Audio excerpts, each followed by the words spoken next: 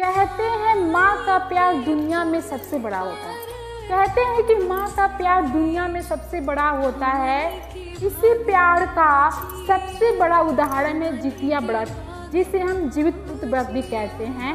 पितृ पक्ष के दौरान जब हर कोई अपने पितरों को याद कर रहा होता है, तब हमारी माताएं ये कठिन व्रत करती है, अपने जीवित पुत्रों की सुख समृद्धि और स्वास्थ्य की कामना करते हुए।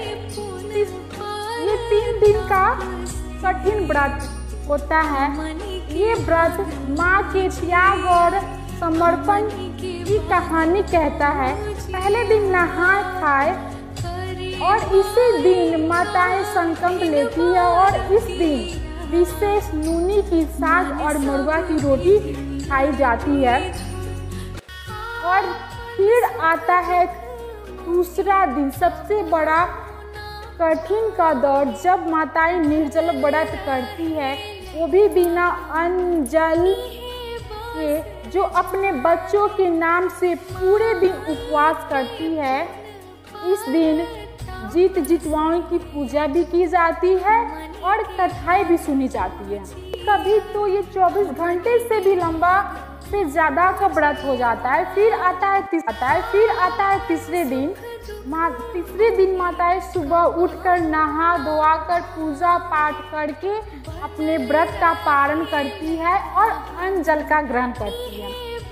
जितिया का खास बात यह है कि इसमें सिर्फ संतानों के लिए नहीं पूजा की जाती, बल्कि पितरों की पूजा की जाती है। मतलब कि ये अपने बच्चे संतानों के लिए पूजा की, लेकिन यहाँ पितरों की पूजा होती है।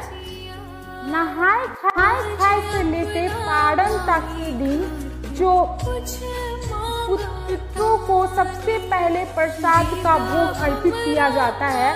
ऐसा माना जाता है कि सिर्फ जीवित लोग ही नहीं, बल्कि जो हमारे पितरों हैं वो भी मुझे आशीर्वाद देने आते हैं। मतलब माना जाता है कि जीवित जो भी है उनसे मतलब वो भी तो आशीर्वाद देते हैं, लेकिन माना जाता है कि जो हमारे पितरों हैं वो भी आज के दिन हमें आशीर्वाद देने आते हैं।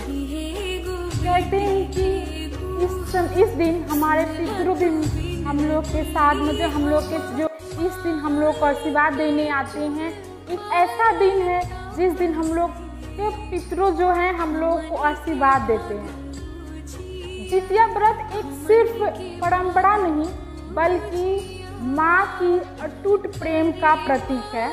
मतलब जितिया व्रत एक मतलब ऐसा भी माना जाए कि कोई एक परंपरा नहीं है, इतना एक माँ का प्रतीक होता है, प्यार का, समर्पण, त्याग का। माँ ही अपने बच्चों की सलामती के लिए देवताओं से लेकर अपने पूर्वजों को तक पुकारती है। एक माँ ही है जो बोला जाता है माँ का क्या बोलूँ, माँ से बढ़ के कोई नहीं, एक माँ ही ये कर सकती है। जो अपने मतलब होता है ना, इस दिन माँ अपने देवताओं से ले पूर्वजों तक, पितरों तक को याद करती है अपने बच्चे के लिए।